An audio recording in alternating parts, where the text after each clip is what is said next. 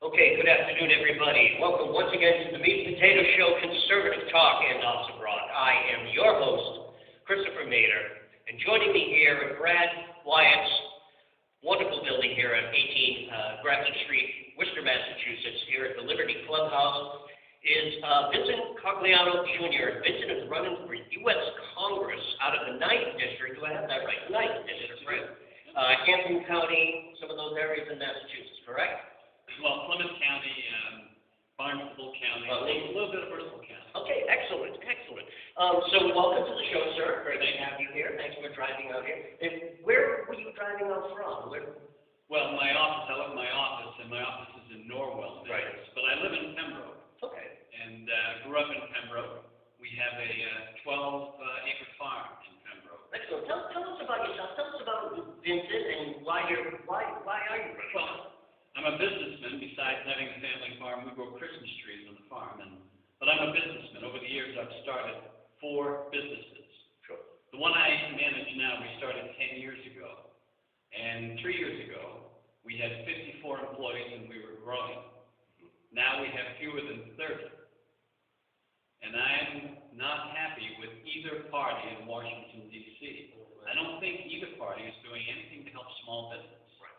You don't start a business to be laying people off. It's tough to do. And I tell people, in the 80s and the 90s, there were always times where you had to lay people off for one reason or another. Sure. But the economy was good. Jobs were easy to find. You could rationalize and at least say to yourself, well, if they do a good resume and make a good interview, they're going to find another job. Every time I'm 50 years old, I've lost jobs, either just lost them or gotten fired. A week or 2 later, sure, got another job. Right. Go ahead. We had to lay off 3 people this past December in order to get our bank line of credit refinanced to stay in business. Really? Yeah. And those people, only one of them has found a job. So, we have millions of people who want to work in America who can't find jobs. And I don't hear anybody talking in their behalf. I hear everyone talking about the people who aren't working and don't want to work. What about the millions of people who do want to work? Certainly. And Republicans and Democrats are doing nothing that I can see to help them to get back to work again. I want to go to Washington to find out why. Interesting. Now, I just read an interesting piece following up on that there's something like 250 bills that the Republican-controlled House has sent to the Senate. Harry Reid, of course, being the leader of the Senate there, has pretty much put the kibosh on a lot. And some of those are a lot of jobs bills. So if and when you get there, you might want to knock on Harry Reid's door and say, what are these 250 bills? Probably about 150 of them, because there were interviews with Boehner, and he says, we're sending stuff all the time, and they're hearing nothing from the Senate. I've heard the same thing. Right. I'd like to see what they are. Are they job training programs? Training for what? There's no jobs. Why are you training people for no jobs? Are they bills that would get rid of Obamacare, cut rules and regulations, get rid of Dodd-Frank, which is even probably worse than Obamacare? Yeah, right. For business? Is it tax reform? Because I don't think John Boehner is doing much in the way of tax reform. We need a flat tax or a fair tax in America. We need corporate tax reform. We need a lower flat rate for corporations as well. How is it for you with your farm as far as corporation tax? Are you incorporated on your farm? But what is it like for you guys in tax? Well, we're just a small farm. We do it really to keep the property and farm to, to make it beneficial to have that land nowadays, because otherwise you're killed by taxes. Certainly. So we've got about 2,000 Christmas trees. We've done this for 30 years. People come in and either they cut their own tree or we cut it for them, and it's fun. Right. We don't make a whole lot of money, but we do file as a farm, which means we can write off all the expenses of the farm. So that helps. Then we get a tax break on our property taxes, which is a big help as well. So, but we're not making, if we make, $1,000 a year on the farm. Really? Oh, yeah. Really? So you obviously do another job. Look at the hobby. Again, tell us more about yourself and. Well, again, the company I run now is an auto finance company. Okay. And we finance cars in about 15 states, and we're trying to grow, but it's been tough. We used to fund between 400 and 500 loans a month. Now we're down to about 100. Wow. People are not buying as many cars. And frankly, what a lot of people don't know is that banks today, bigger banks, are doing the same thing in cars that they did for housing. They're financing people who shouldn't be financed. Certainly. 27% of all loans last year in auto finance were to customers who probably have very bad credit. So they're propping up car companies by doing that.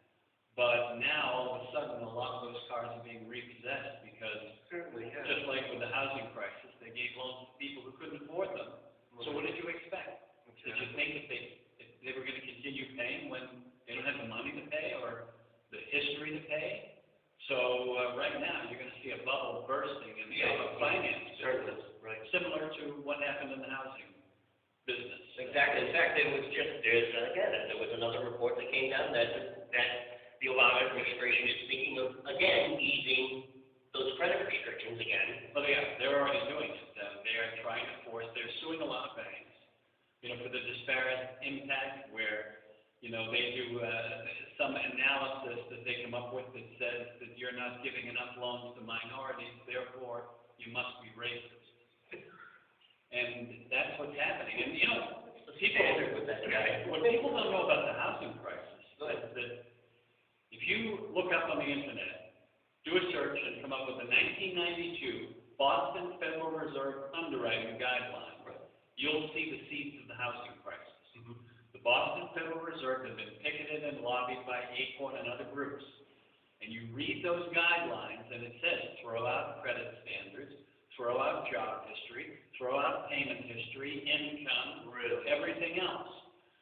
So the government took those guidelines and they put them into effect in the Clinton administration, and Janet Reno sued banks that didn't follow those guidelines. Remember, yes. So you give up underwriting guidelines, and you're always looking at a potential loan applicant, stability, ability, and intent. And you look at credit reports. But the Boston Federal Reserve said you can't look at credit reports on some people. You have to throw those out as well. So, that's what started the housing crisis, is the Boston Federal Reserve, the Clinton administration, Janet Reno, Bob Rubin, who took it to Wall Street and said, have I got a deal for you? Now, here's what Washington didn't know. They didn't know about securitizations. Why should they? Most of them have never run a business in their life. They don't know anything about what we go through as real people every day, doing our jobs, trying to make it by. So they said, this is smoke and mirrors. We'll sue a few banks. We'll force them to write some bad loans, but it won't be too bad because there won't be that many. Well, securitization was the way for banks who didn't want to take that risk. The banks were saying, these loans are going to be bad. I need to get them off my books. Well, Wall Street came along and said, hey, Mr. Banker, we can securitize those loans.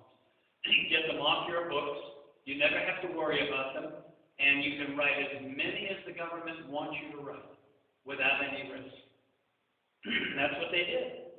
And then, of course, in 2007, once everything was already, everyone knew in the business that the housing crisis was coming. They knew in 2006, and I'll tell you how. When you're analyzing a portfolio, you use what's called static pool analysis.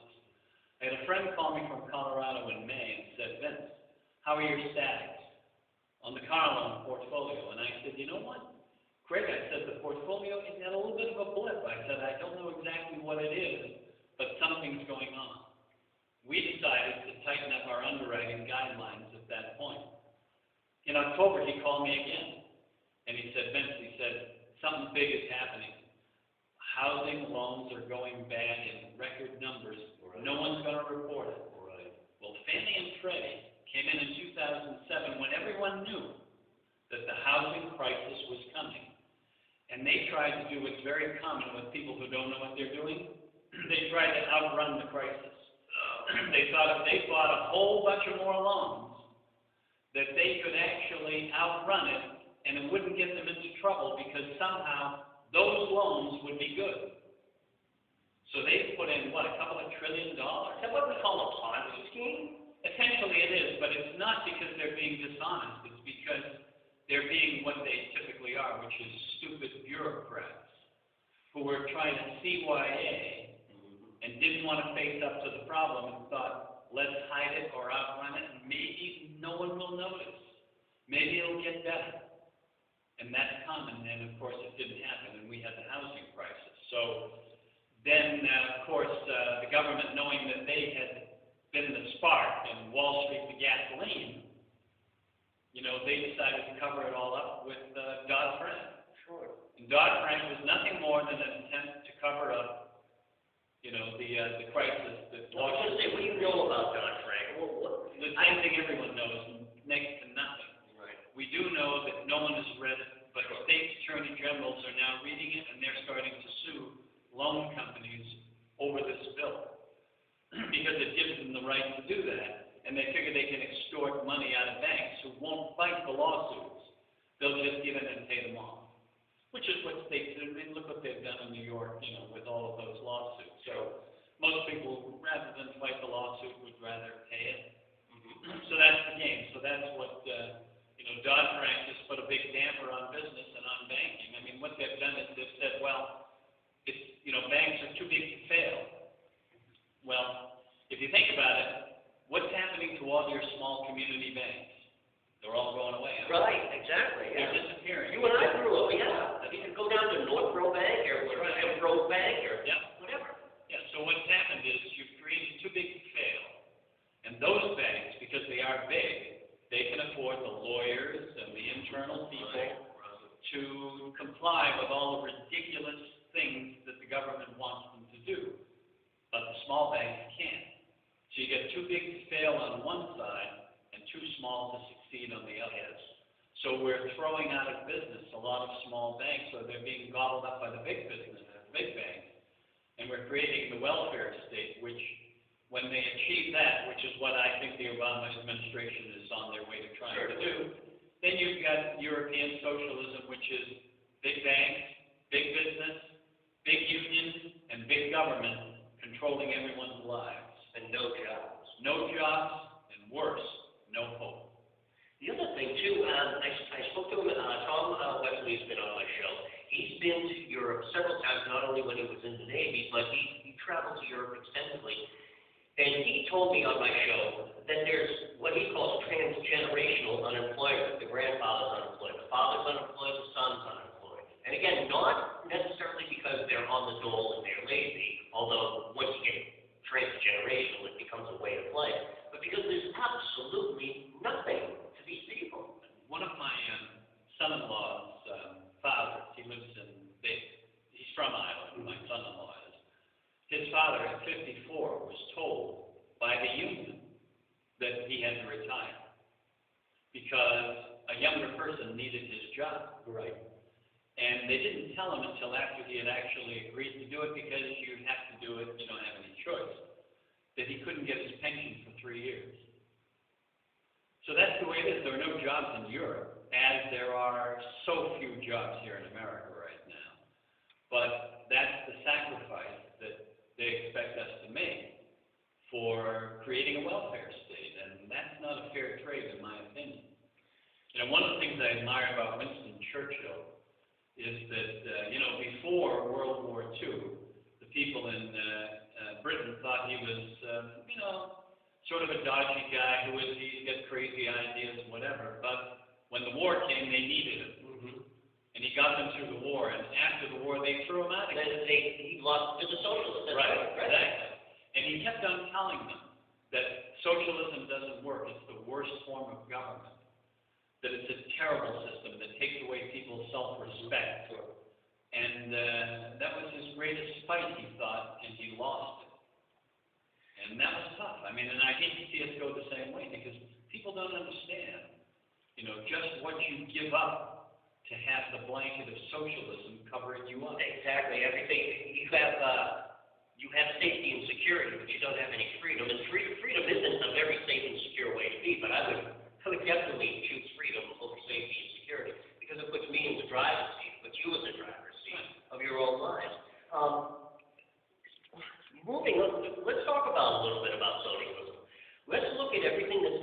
on right now, that not only what we just talked about the housing crisis and the banking crisis, and what Rahm Emanuel said, you don't want to let a crisis go to waste.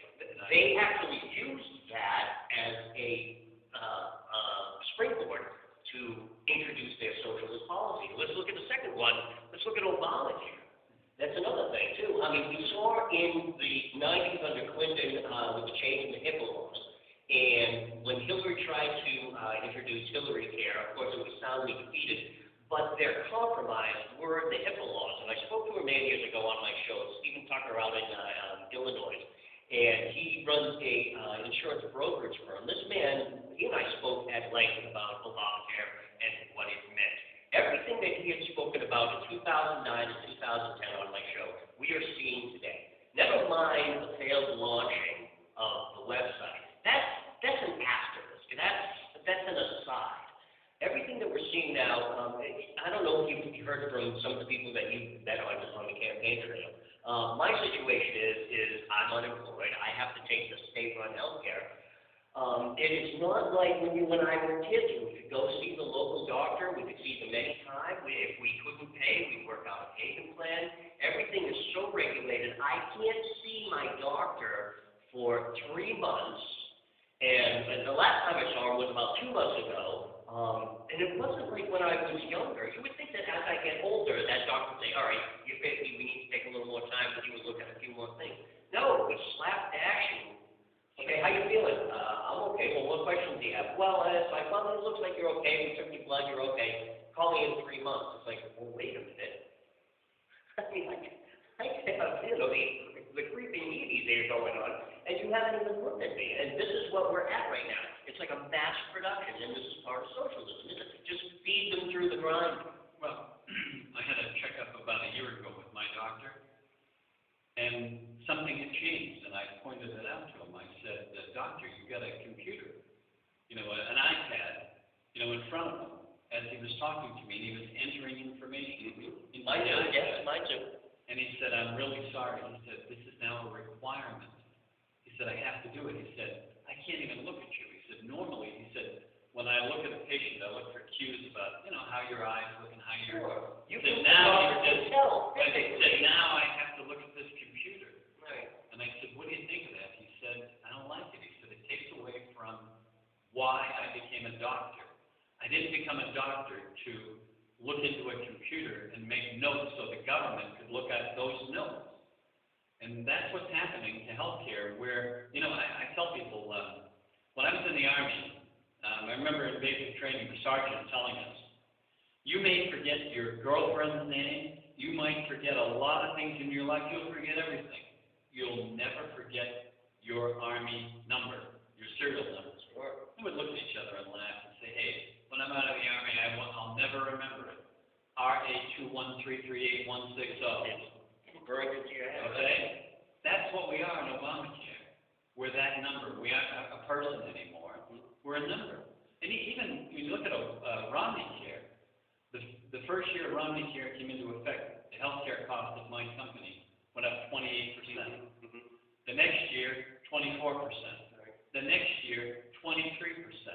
And we had to cut benefits for our employees. And then you probably have to lay some more people off, too. I'm told that with Obamacare, next year our health care costs could go up an additional 97%. You know what? We could go out of business with all this help from the government trying to give us cheaper health care. It's ridiculous. We know this. You know this. Businesses know this. There are countless articles, countless interviews from people. I told you I spoke to a guy back in 2009 on my show. He already said this. We all saw this train heading down the track, yet here we are today. What got disconnected between what is reality and this perception that, I don't know, America has, or maybe liberals have, or maybe the powers that be have? It's just, oh, don't worry, it's going to be fine. They push it.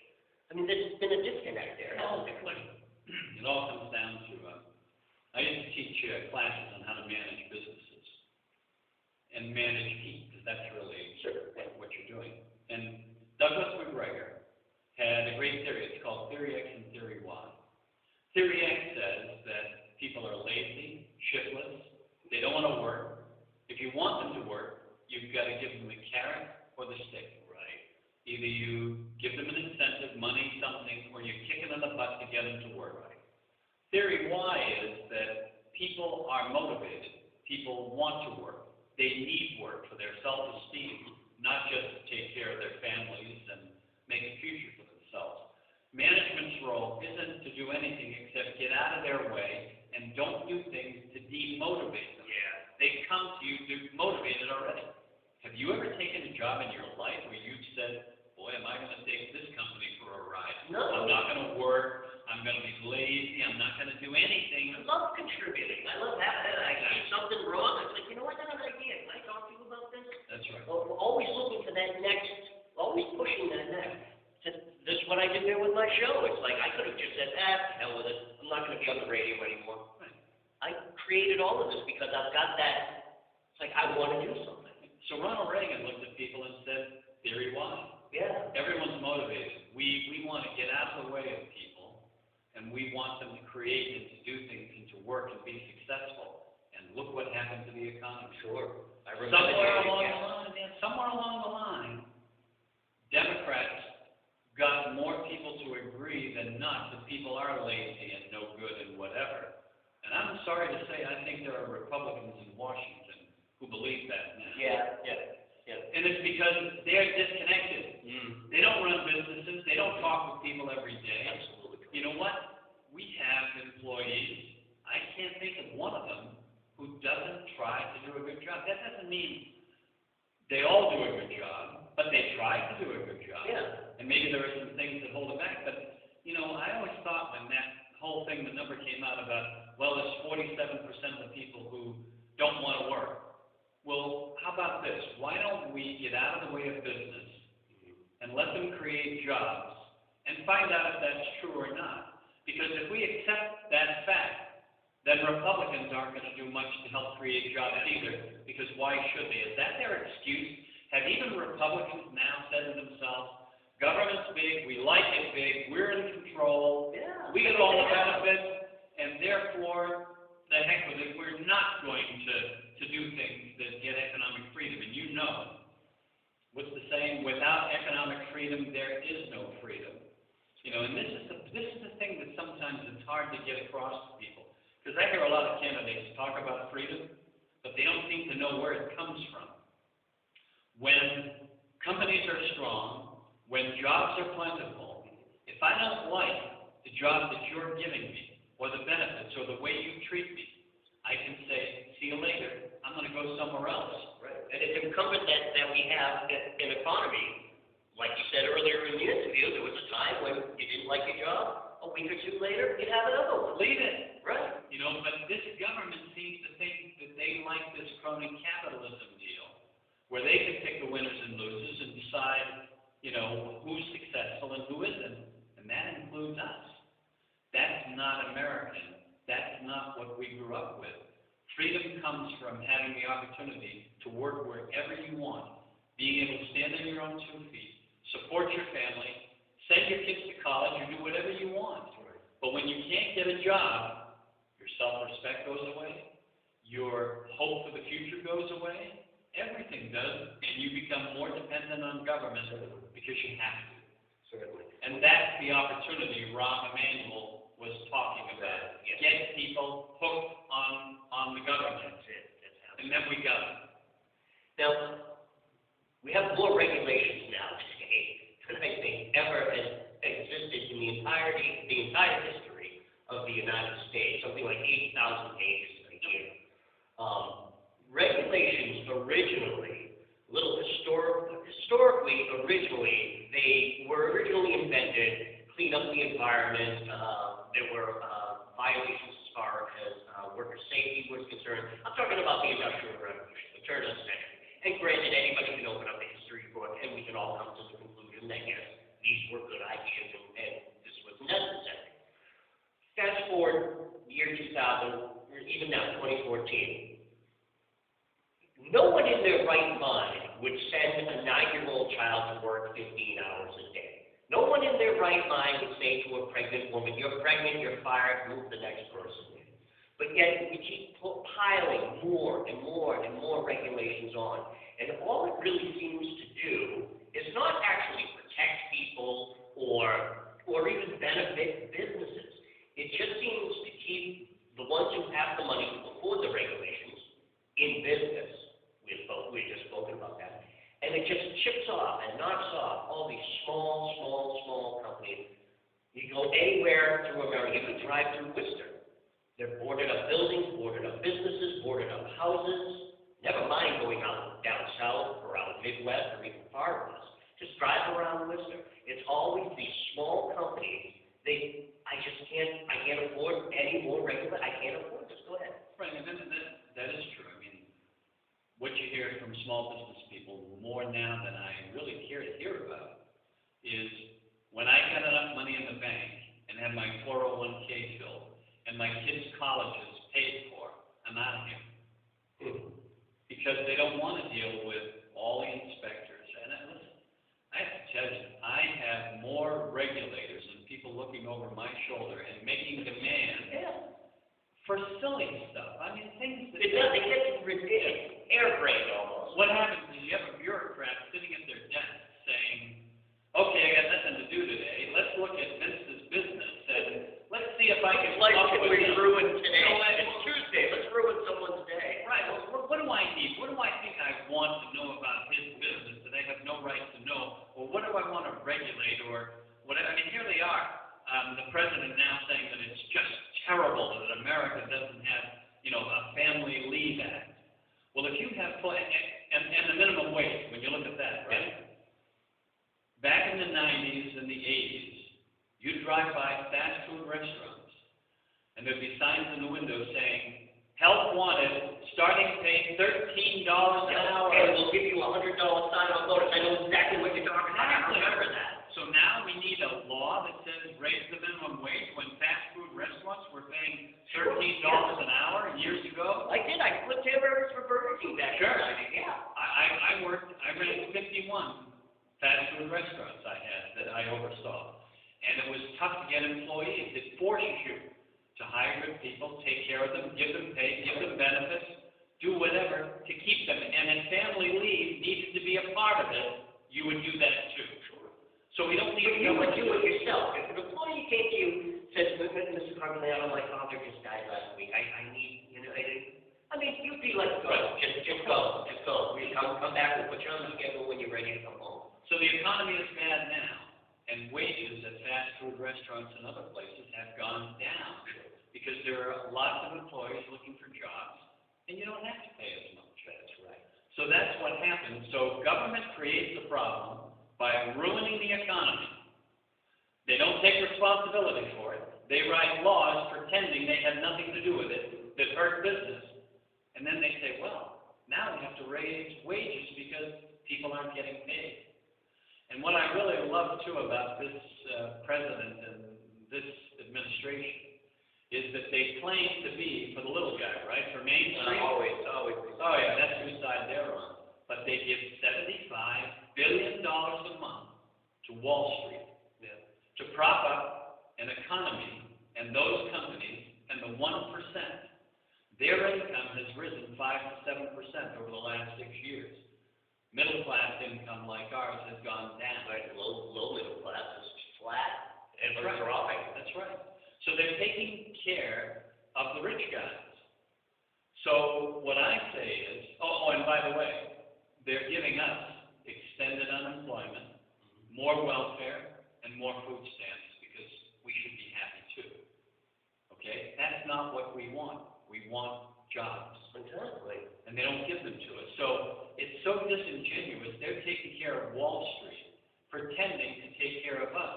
And the American people look at it and they go, oh, okay. And they don't put that all together, that these people are hurting us so they can take care of their rich friends on the back. I spoke to a guy who was running for Senate out in Texas, Gordon Reed region, and he said that. Those were his exact words. They are hurting us. It is purposeful. And my question to you is, we hear about how Obama was schooled in Alinsky, Ayers, he studied all of that communism stuff, and everybody in his administration is of that same ilk. And, okay, that's one side of the argument, but you just said they're all taking care of their big business buddies, and they're handing out money left and right. Well, how do those two things somehow meet in the middle? Isn't the Alinskyism and the communism supposed to be No. anti-business? Yeah, these guys aren't, I'm not so sure they're communists, but they Well, want in the full sense, so right? they'll take, they'll take crony capitalism, like I said, big banks, big unions, big government, big business all working in concert, and we're the ones who suffer because we can never get ahead. That's what Europe has. I mean, Europe, it's very unusual for people to have, quote, the American dream.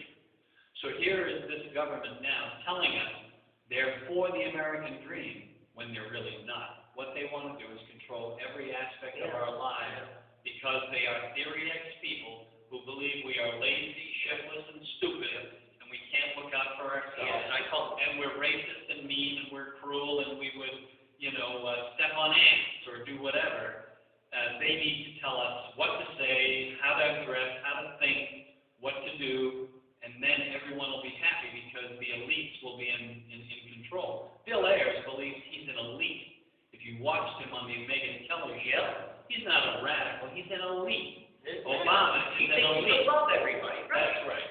And so are all these other people. Bill Gates with Common Core trying to create a group of employees who are good employees and don't make waves and all of that sort of thing. That's such a big part of Common Core. Again, control our behavior. I wanted to ask you about some Common Core stuff. And that's not who Americans are. Right. We've always been free. We do what we want. We want jobs. We want our freedom. And more, I think people are realizing that the trade-off isn't working. We want our freedom back. But what's happening now is, we can talk a little bit more about Common Core in a minute, but you touch on a very important point, is Americans are realizing this. We see the rise of the Tea Party, the Liberty Movement. I just gave you the story about Brad and just the stuff he does here. But what we're seeing now is we're seeing an increase in totalitarianism where our police are more militarized. Every federal agent is militarized. Why does the USDA need an entire SWAT team? The Department of Agriculture has ordered guns. Right. My Department of Ag, are they going to shoot tomatoes? Exactly. Well, what's that all about? They go after organic farmers. So we could go into a whole other hour of some of the stuff that I know about that. My point is are they seeing that, wait a minute, the American people aren't buying this socialism thing. So there's going to be some more and more protests. We need to get more guns, more weapons on the street. I don't mean for us, but more police on the street. Let's militarize the federal government so that we can keep more control. Are they trying for a power grab here because they see that we're not buying that? Well, they might be, but it isn't going to work because I've had a gun since I was 10. Yeah. And we have more guns than they do. So that simply isn't going to What happen. is all this gun grab? We use mass school shootings. You think that the mass school shootings is a means to an end to confiscate the guns? And why is the liberal left so obsessed with confiscating everyone's guns? Yeah, again, I just think it's the matter that they want a society that mirrors what they think is good, I just think they like control. They don't think that we're capable of doing it. That's a psychological condition, though, isn't it? No, it is. I mean, look, I tell people there were, growing up in a small farming community in Pembroke, there were about a dozen of us kids who used to hang out, and we all had guns. And we'd walk around or ride our bikes with our guns. And no one much, chief of police knew us, everybody knew us. Stay out of trouble. They knew us, they knew that we knew how to handle it, we were safe, we never had a problem or anything. Yeah, you were out hunting squirrels or raccoons or something. Exactly. Right. If you did that today, the SWAT team would have descended upon us and we would have all been put in jail. I mean, again, it really comes down to that, I think it's control. I mean, I really do. I mean, it's hard for me to explain the liberal mind because I don't know how it works because I can't think like that. But here's what I do know, okay? I hear too many people today saying, well, there is control, we can't do anything about it, and gee, it's really tough, and, we're outnumbered. No, we're not. I went in the Army in February of '66. Right. I went through basic and all that. I was not sent to Vietnam. I was sent to Korea. And I remember, I thought that once I got to Korea, I was told that I was going to go to Vietnam and be a sergeant, head of squad or whatever, but it never happened. So I decided to take a train from coast to coast because the jump-off point was Seattle-Tacoma Airport. So I took the train. I wanted to see the country and the Rocky Mountains and all that. You had to go in uniform to get, have the government pay for it. You had to be in uniform. On the way over, people were buying me drinks, talking to me, friendly, whatever. When I came back, a porter, as I was getting on the train, said, "Hey, soldier, how long have you been out of country?" I said, 18 months and 24 days. He said, "Things have changed." Yeah. Now, hippies were around when I left, Right. but I thought these long-haired freaks who just want to take drugs and are communists or whatever, no one's going to pay any attention to them. Right. They're not going to. I see where you're going. It's only 5% of those people. How could that happen? Well, the guy was right. The porter was right. Not one person on the train even made eye contact with me. We stopped in Chicago, and there were a few military guys who were hanging out on the train. There was this Green Beret lieutenant, and had all kinds of medals and everything. And he said, "I'm getting off the train in Chicago. There's a 20-minute layover. I want to get some snacks and whatever." And the porter said, "Don't you do that. This is Chicago. Yeah, you'll get You're not going to be welcome." You might get beat up, right? They grabbed his hat, threw it. A bunch of hippies surrounded him. They spit on him. They kicked him. We had to go off the train and get him and bring him back on the train. And that's when we all knew that things had changed. Now, that's only 5% of the crazies. They're running the colleges. They're running a lot of the government. Today, yes. Yes, today. But we outnumber them by a huge margin. And you're telling me we can't take control again? It's a matter of will. It is, yeah. It's a matter of people saying, okay, because when Americans always say, well, it's not affecting me and it's no big deal. I can get by. I don't need to get involved. Right? That's what they do. But the Tea Party and other movements that are out there now, people are realizing that government, if you want it run right, what's the old thing? You don't always get the government you want. You do get the government you deserve. So this is what we deserve? I don't think so. We need to take it back, and we can do it. I mean, I don't even think it's a difficult thing if people would just stand up and say, I'm going to vote, I'm going to vet the candidates, I'm going to listen to what they say, Sure. I'm going to find out if they're believable, and if they are, I'll support them. But if they're not, or they get to Washington and they don't do what I want them to do, we're going to find someone who will do it. Sure, even if that person only has one term. In fact, let's look at somebody like Colonel Allen West. He was a great Tea Party candidate. Yep. He was a great Tea Party candidate, but he ended up not going back in.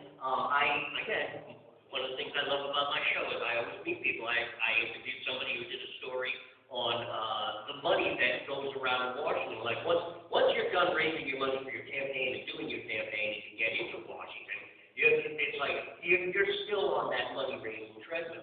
And one of Allen West's job was he was the guy that knocked on everybody's door in Congress and Senate and said, "When's your check this week?" Basically for the RNC.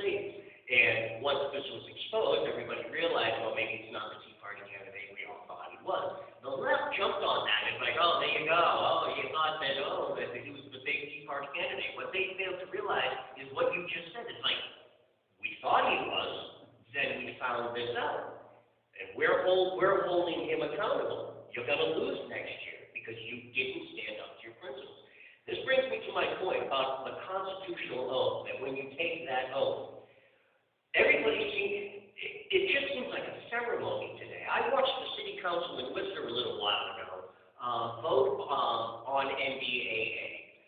They all got up and said, oh, this is not a local issue, this is something that the federal government has to cover, and they're already decided that this is going to be the law, and we don't need to vote on this. And there were like 20 or 30 people in the audience, and some of them from some local groups who were fighting NDAA. They got they talked about town after town surrounding Worcester, whose own town committees have said, no, we're voting this down.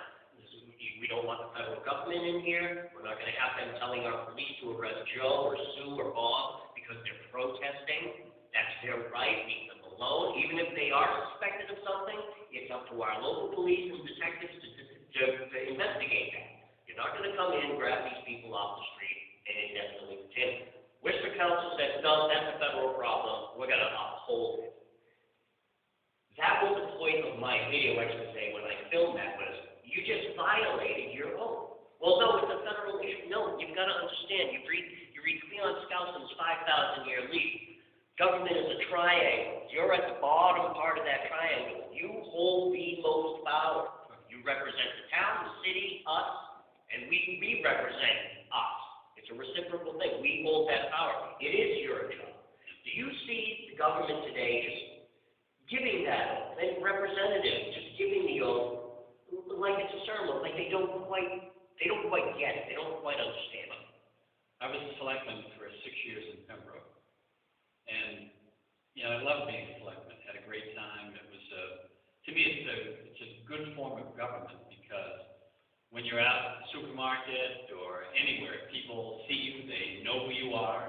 If there are problems, they let you know and they make you aware of that. I think what's happened over the years, and I've seen it even since I'm not a selectman anymore, is that some of the new selectmen, they'll do anything to try not to make a decision, or to have the decision fall to somebody else. Really? Because if you make a decision, someone's not going to like you. Someone is going to not that's go the phrase. I'm sorry, right? But it used to be that people knew that went with the territory. Your job is to make decisions. Yeah.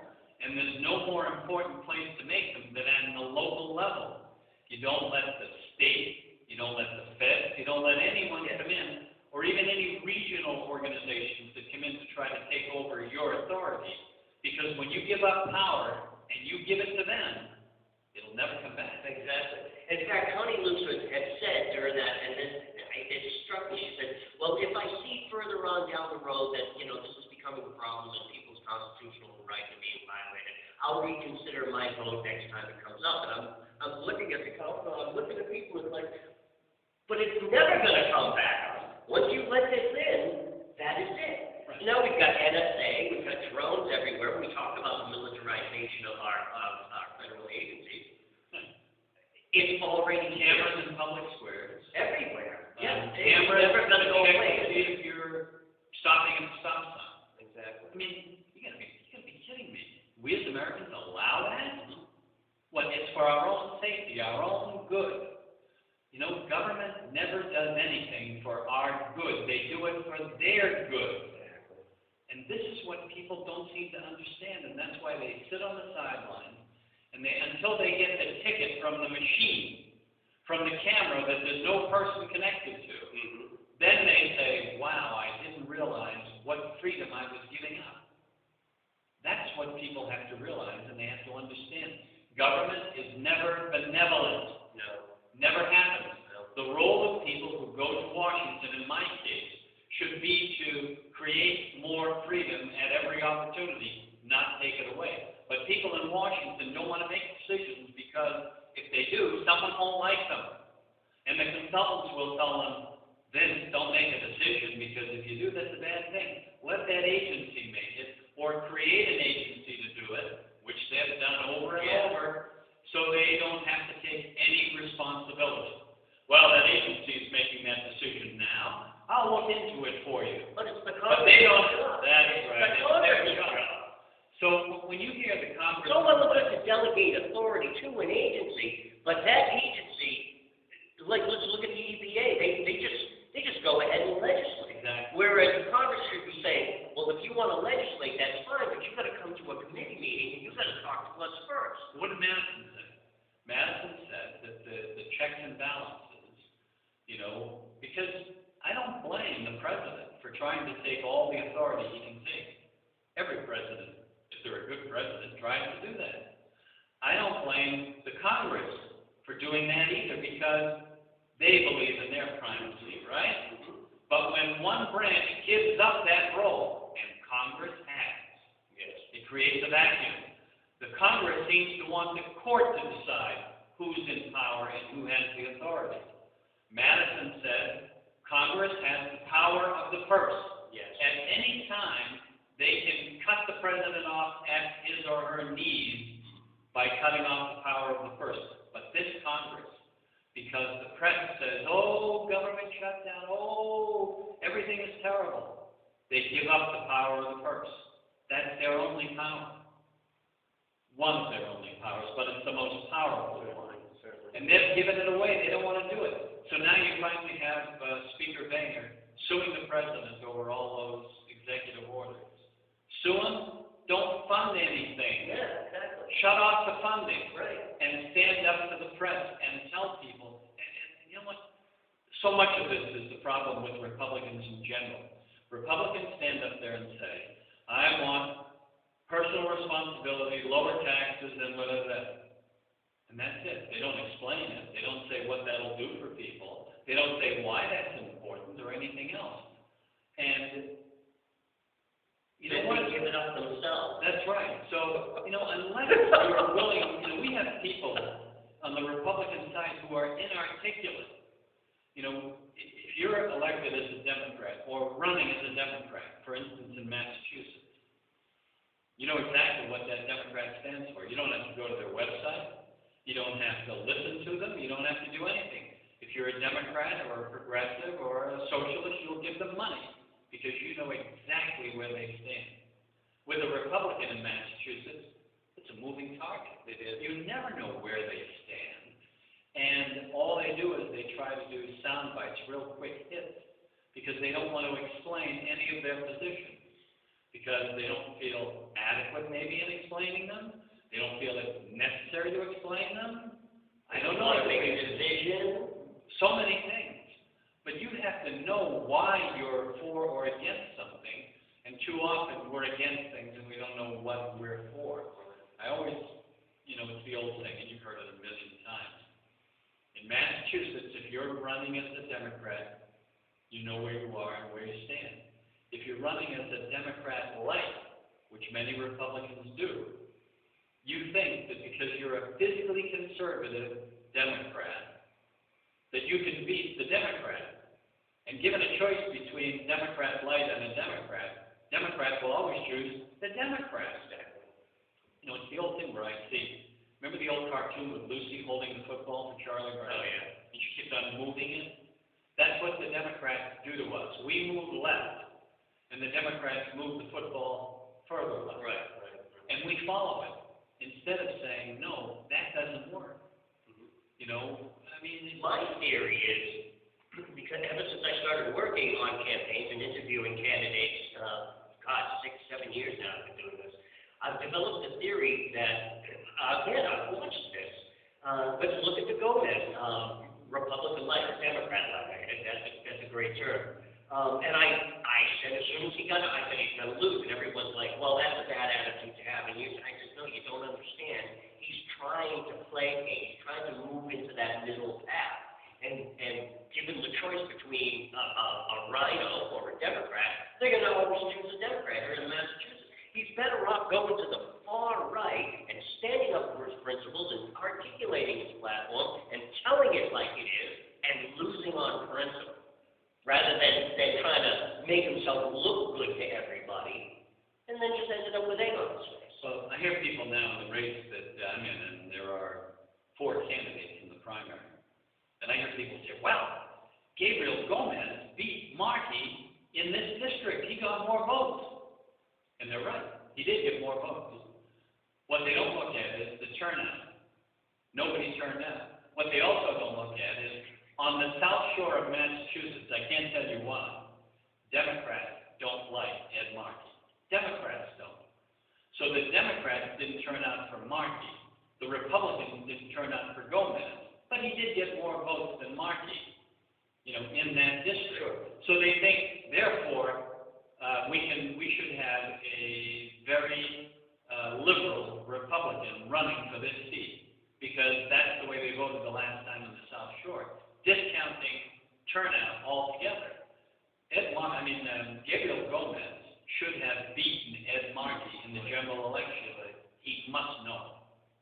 Certainly, people in the Republican Party must know it, but they don't acknowledge it.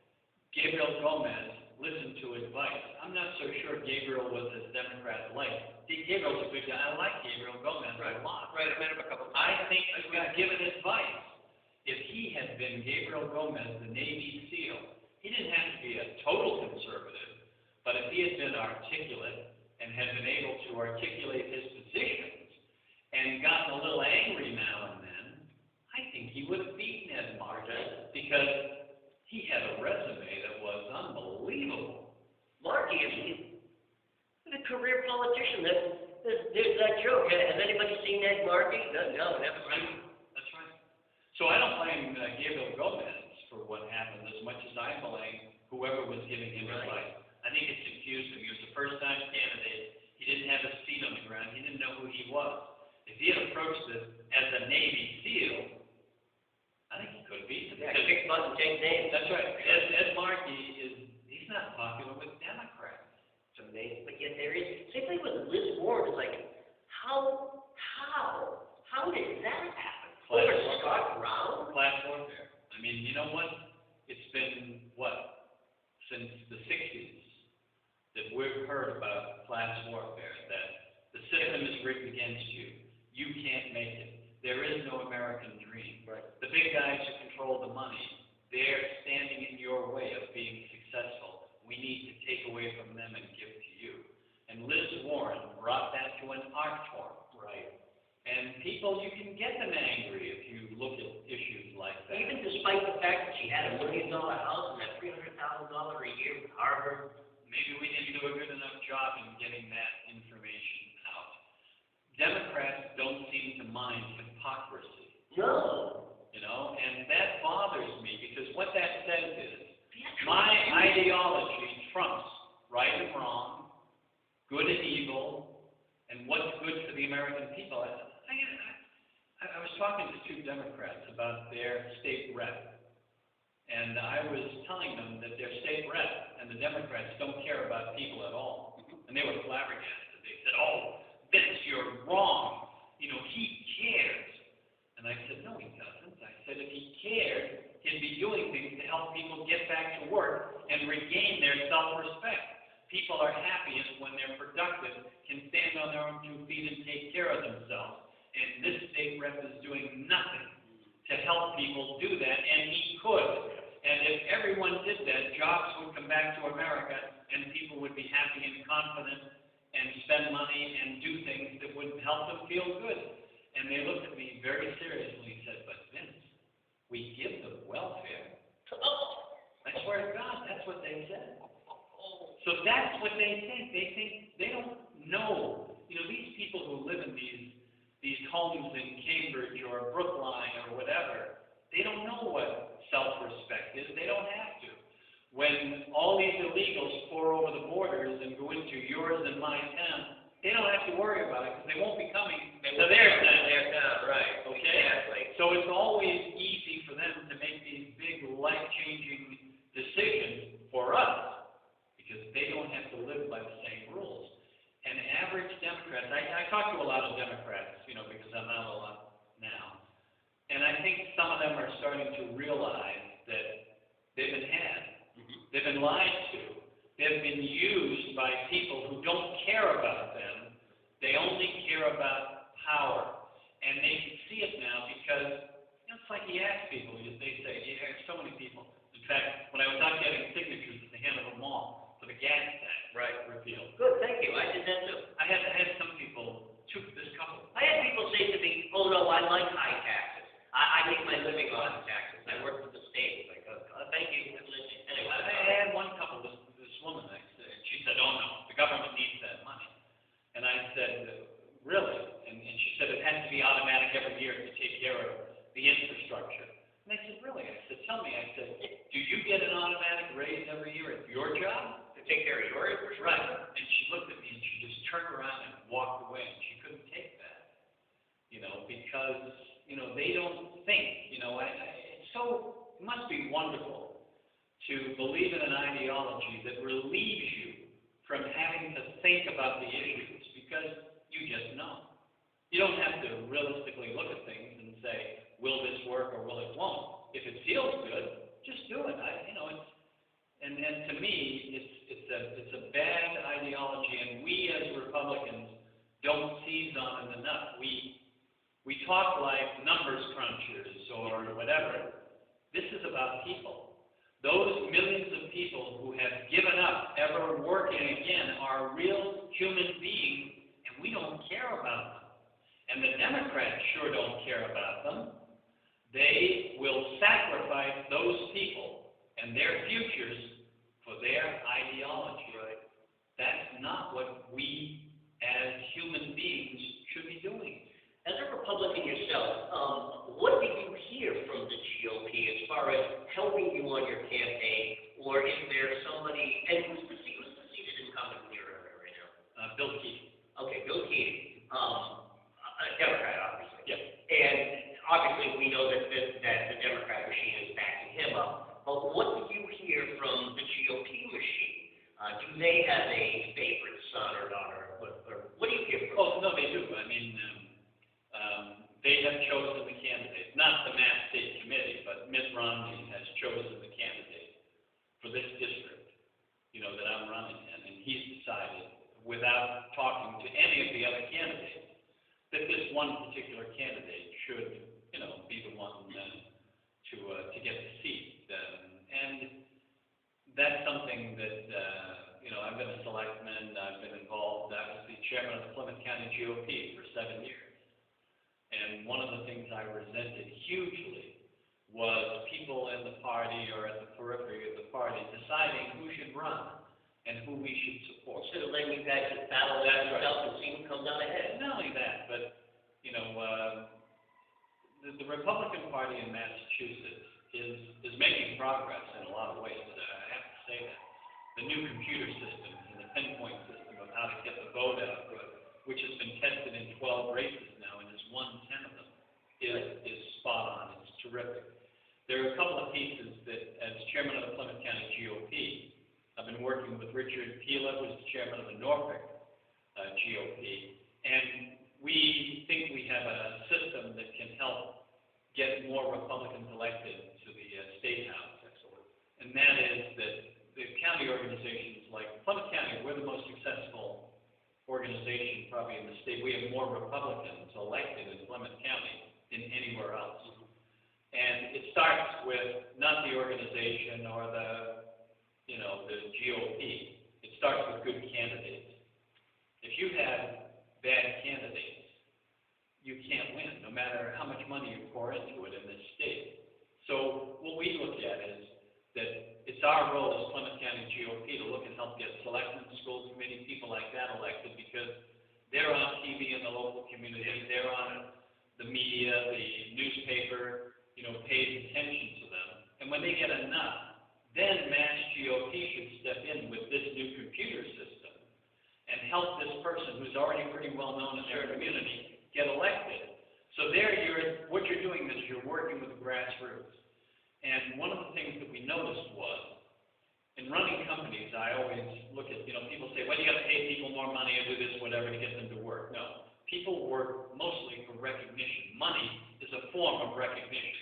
A raise says, you're doing a good job. Right. Okay? In the Massachusetts Republican Party, I was a town committee chair. People would come in who were candidates, and they would say, "Then you're a town committee chair. What are you going to do for me? You got sign locations, you got this, you got that, because, I'm a candidate, so you need to help me." I have a look at them and say, I don't have to do anything. You need to prove to me that you're a good candidate before I do anything. You need to be viable. Because I'm not going to waste my time supporting a candidate who I know can't win. And a lot of people didn't like that, but that's a fact. So what we started in Plymouth County is a recognition breakfast. We would give out awards to individuals from each town committee in our district, in our county, and it was unbelievable. It was the most well-attended. I was going to say, how's the turnout, right? Unbelievable. This is why I'm trying to do my August 30th thing. It's not a debate. It's not trying to say that, this candidate's better than any other candidate. One of the things that I do here on my show is I've always tried to interview the underdog, try to get as many people as I can on. I'm almost always, in the 6 years I've been doing this, I'm ignored by the Democrats, except for the LaRouche people, and people yell at me, like, why do you have the LaRouche people on? Because they answer my phone call. It's that simple. And people like you answer my phone call. You answer my email. And the people that are going to attend here on August 30th, they've answered the email. These are the people that need to get coverage because they're the why personalities. They're the ones that are pushing, always trying to, I want to get my name out there. I want to attend this symposium that's coming up. I want to sit with other candidates. I want to see what's going to happen here. This is going on the internet. I want to get that exposure. I want to try and push my name out there. The other people, like you said, what are you going to do for me? I've sent 4 or 5 e-bombs since May. I hit them all up on their Facebook sites, 0, absolutely 0.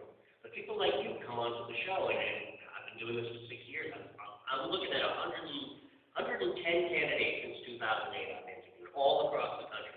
And it's always been the guy on the outside to get himself on the ballot. None of these guys that, like you said, are just sitting pretty. You said the Richard Pila with the Norfolk group, he started doing the Spirit Awards, their recognition thing. Mm-hmm. They used to get 20 people to their meetings. The first Spirit Awards they got were 175 people. Wow. So what we're trying to do, Richard and I, and the Cape Cod Club is on board with this as well, that county group. We're trying to get statewide county organizations built up, have them all give out awards to their local people. The people who get awards then would be eligible for statewide awards at a statewide event sponsored by the Mass GOP. And that's a way to give people recognition, build the grassroots, get more people involved because they know people are paying attention and that they care. Because that's the hardest part about being a town committee chair is, does anybody care? You know, that I'm out here trying to organize Republicans and getting things done. When you say thank you to them, you'd be amazed at how far that goes in helping. And then with the new technology, and people, let me just go back to a quick point. One of the reasons why people step up and run for office in Plymouth County is they perceive that they've got this organization that knows something about what they're going through and can help them in some way, and that it's okay to run. And we get pretty good candidates, but we vet our candidates. If there's a guy or a woman who's not very good, we're not going to pay attention to them. You know, because the key is to have good candidates running. And it's like I tell people, even in this race that I'm running in, if this was a red state, you could take a candidate who does talking points and is not a good speaker and is rather weak, but who raises money because you've chosen one, and you can get them elected, or have a better chance of getting them elected. But in a blue state, where you better be articulate, you better be passionate, you better know the issues, you better be able to get people to believe in you and what you stand for, because you have to convince people in the middle, and even some Democrats to get elected. So you have to have very strong candidates, and you have to support them. If you're not willing to do that, you're going to lose. You're going to lose seats. You're not going to gain seats. It's simple. This is rather simple stuff. Then we keep having the government that we always keep having. Right. So that's why, regardless of how this race comes out, Richard and I and other people will continue to try to build the grassroots in Massachusetts and recognize the people who do the work. Get selectmen, school committee, etc., planning board elected, get them well known, then use the Mass GOP technology to get them elected. We can take a lot of seats in the State House if we follow that. Certainly. But over the years, I have to tell you, I've had more people come to me, you know, who said, Vince, you run the GOP in Plymouth County, right? I'm a candidate, I want to get elected. What are you going to do for me? And you say, well, have you ever run for anything? Well, no.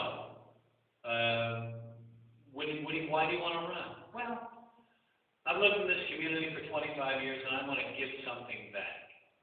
And the minute they say that, they're no longer a viable candidate as far as I'm concerned. If you can't speak, if you haven't even tried to participate over the years, if you haven't learned a little bit about the job and what you're expected to be doing, don't bother me. Go do something else. You know, go run for school committee or planning board or selectmen and get yourself elected. But But don't start out running for a seat on Beacon Hill. Sure, right. Because I can't be wasting I work 60 hours a week. I do a lot of other things. Can't waste my time. I can't waste my time supporting someone who doesn't have a chance, who isn't willing to spend their time learning what being a candidate is all about, or a congressman, or a legislator on Beacon Hill. You do that by being a selectman and being other local officers.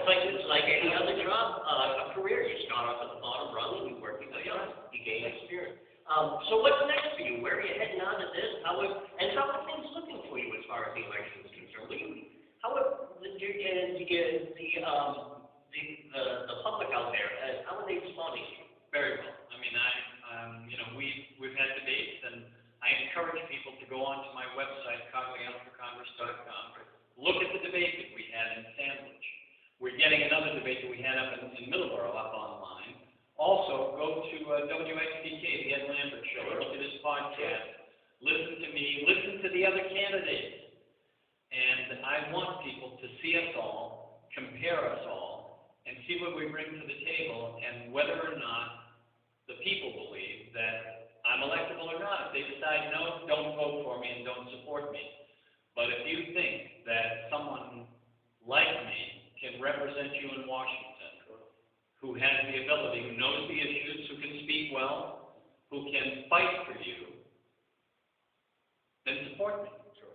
But I'll take my chances if people look and listen to me and look and listen to the other candidates and listen with intelligence and listen to whether or not we know the issues or whether we're doing talking points, or whether we're trying to evade the issues, or whether we're just trying to give pat answers and not really answer them at all. And I didn't see any of that in this interview. This is the style that I do. It's a conversation, because I think that's part of the problem with the way interviews are done today. Everything is that 30-second soundbite, but that's not how my show is, and that's how a lot of the shows that you've been on already. You've discovered that. It's like, no, it's not this 30 seconds. If you went on Channel 7 or Channel 5, you'd have 30 seconds. That'd be about it. And they'd probably take something that you say out of context, and it's like, oh, this is your position. Whereas on a show like mine, or the shows that you've been on, you get to have a conversation, and you get to actually answer the question. That's why I like the debate format. I mean, if you were to, there's like some of the shows that are liberal shows, and the TV ones, they're not looking to find out what you believe, what you stand for, what your life experience is, what your vision is for the congressional district, for the people of Massachusetts, for the United States of America. They're not interested in that. Right. They're looking at chipping away at your support. So they'll ask questions that no one really cares about, but if you answer them, how do you feel about the Hobby Lobby decision? Whatever. Yeah. Notice how I didn't even cover that, because it's not important. Right.